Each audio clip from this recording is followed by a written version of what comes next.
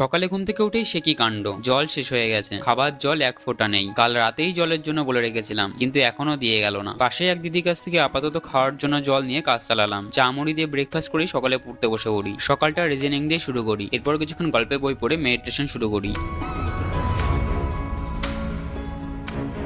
ছোলা আর মুখ সেদ্ধ খেয়ে পড়া কন্টিনিউ চলতে থাকে। লীলারায় বইতে প্রত্যেক সাবজেক্টের শেষে প্রশ্ন দেওয়া আছে। এই স্লটে সেই কোশ্চেনই পড়ছিলাম। পড়াশোনার বেশি কনসেন্ট্রেশন না থাকলে কোশ্চেন দেখি তখন। মাঝে বেশ কিছুদিন ব্রেক ছিল, তো কনসেন্ট্রেশন কম থাকারই কথা। অল্প করে ওয়ার্কআউট কমপ্লিট করে দুপুরে রান্না শুরু করে দিই। ডালিয়া আনা হয়েছে অনেকদিন, রান্নাই করা হয় না, ডেটও মনে এক্সপায়ার হয়ে গেছে। সেই জন্য কদিন পরপর খেয়ে শেষ করে ফেলতে হবে। তো আজ দুপুরেও ডালিয়ার খিচুড়ি দিয়ে লাঞ্চ কমপ্লিট করে নিই। বিকেলে আবার অসময়ের রুমে যাই ওর গাছটা দেওয়ার জন্য। আমার ঘরে গুরুদেবের ফটোগুলো ওর রুমের ইন্সপিরেশন থেকেই লাগানো। কিছু মুদি আর সবজি বাজারও করতে হতো, সেগুলো কমপ্লিট করে নিলাম। কিছুক্ষণ স্টেশনে বসে সবাই মিলে আড্ডা আর চা খাওয়া হয়। রুমে এসে ডিনার কমপ্লিট করে কিছুক্ষণ বিশ্রাম নিয়ে পড়তে বসে পড়ি। গল্পে বই কিছুক্ষণ পড়ে ইংলিশ শুরু করি। সবজিগুলো আনা হয়েছিল সেগুলো একটু জলের চেটা দিয়ে দিলাম, নয়তো একদিনেই সব শুকিয়ে যায়। যা গরম পড়েছে, মানুষই শুকিয়ে যাচ্ছে, সবজি আর কোথাকার কে। যাই হোক, এরপর পড়া কন্টিনিউ চলতে থাকে। এই স্লটে ম্যাথ করছিলাম, প্রায় 2:30 বেজে গেছিল আর আজকে সব টাস্ক কমপ্লিট হয়। জয়েন বন্ধুরা, আজ ছিল ডে 36।